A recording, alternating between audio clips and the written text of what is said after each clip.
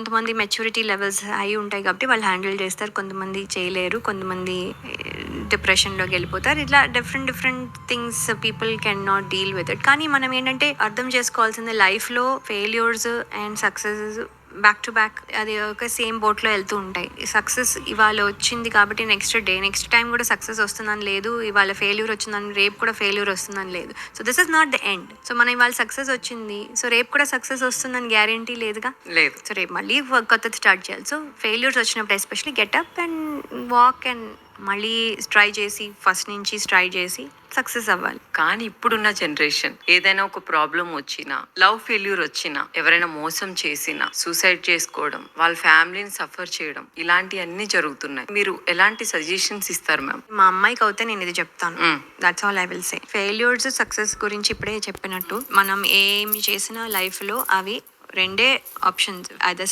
Succeed అవుతాము, failure అది ఏ లెవెల్స్లో అనేది మళ్ళీ వేరీ అవుతుంది. సో అది ఉంటుంది. మళ్ళీ ఇప్పుడు లవ్ ఫెయిల్యూర్ అంటాను, లవ్ ఫెయిల్యూర్ ఇవన్నీ అంటే they are all very difficult topics.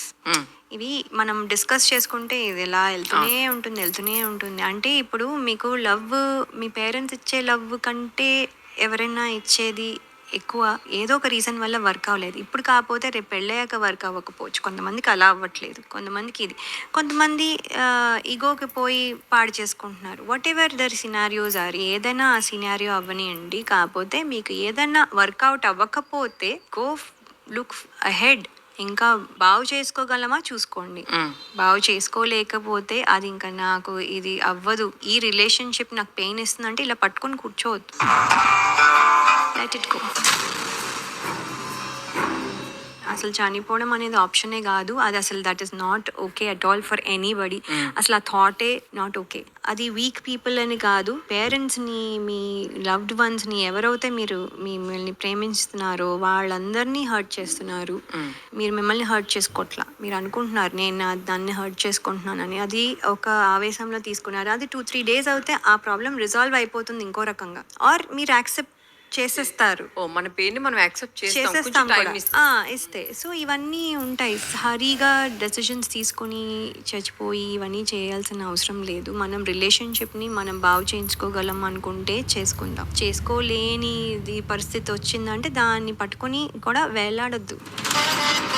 At least other person అయినా హ్యాపీ ఉంటారు కదా, మనమైనా మూవ్ ఆన్ అయిపోతే. So just let it go. And మీరు మీ focus on your career, that is very important. మీరు ఎవ్రీబడికి ఒక ఎయిమ్ ఉండాలి లైఫ్లో. ఇప్పుడు మనము లవ్ ఫెయిల్యూర్స్ అనేది it's not end of the world. ఇంకొకళ్ళు మంచి వాళ్ళు దొరకచ్చు, మనము ఛాన్స్ ఇవ్వకపోతే ఎలా తెలుస్తుంది? అంటే ఆ పర్సన్ మనకి సెట్ అవ్వలేదు, ఆ పర్సన్ కూడా బ్యాడ్ అవ్వకపోవచ్చు, మనకి సెట్ అవ్వలేదు, సమ్ రీజన్ మనకి వర్కౌట్ అవ్వలేదు, ఆ రిలేషన్షిప్ నడవలేదు, మిస్అండర్స్టాండింగ్ అవ్వచ్చు, లేకపోతే ఇమ్మెచ్యూరిటీ అవ్వచ్చు, అదర్ పర్సన్ అవ్వచ్చు, మంది అవ్వచ్చు, లేకపోతే పక్క వాళ్ళు చెప్పేది అయ్యొచ్చు. So many reasons why it doesn't work.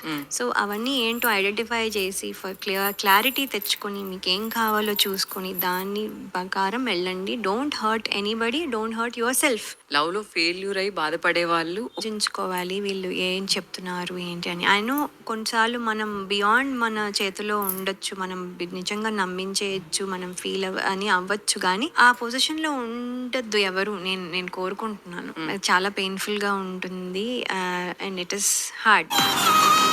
వద్దు అని విష్ చేస్తున్నాను అందరికి. కానీ మనము ఏం చేయాలి అంటే జస్ట్ అదే చెప్పాను కదా, మనం స్ట్రాంగ్ చేసుకోవాలి. ఇప్పుడు ఒక అమ్మాయి అయితే తన లగ్జరీ కోసమో, లేకపోతే తన షాపింగ్ కోసమో, లేదు తన ఎంటర్టైన్ అవ్వడం కోసం అబ్బాయిని మోసం చేసేస్తూ ఉంటుంది. అబ్బాయి ఏదో తన పర్సనల్ థింగ్స్ కోసమో సంథింగ్ ఏదో ఎక్స్పెక్ట్ చేసి లవ్ చేసి, ఏమనిపిస్తుంది మీకు ఇలా మోసం చేసే